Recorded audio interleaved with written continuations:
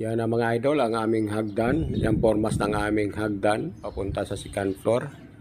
Sunod niyan na landing na. Ang landing naman ang aming gagawin, idudugtong dyan. Tapos yung steps na naman papunta sa ground level. Ito, yon yung mga kabilya sa taas, yan yung mga abang niya. Hindi na namin pinotol para ano na, yung haba niya. Wala nang putol-putol pa. Yun yung nakaabang sa taas, bali ibibin na lang namin yan. And siguro mga 2 araw pa matatapos na yan, matatapos na at mabuhusan na namin ang aming hagdan papunta sa second floor. Bali susunod na dyan ang landing niya, tapos yung pababa naman papuntang ground level. Tapos yun na, gagawin na namin ang mga steps niya lahat-lahat. Kaya tapos pwede na kami magbuhos. Yun, malapit na talaga to, malapit na may hagdan na kami papunta sa taas.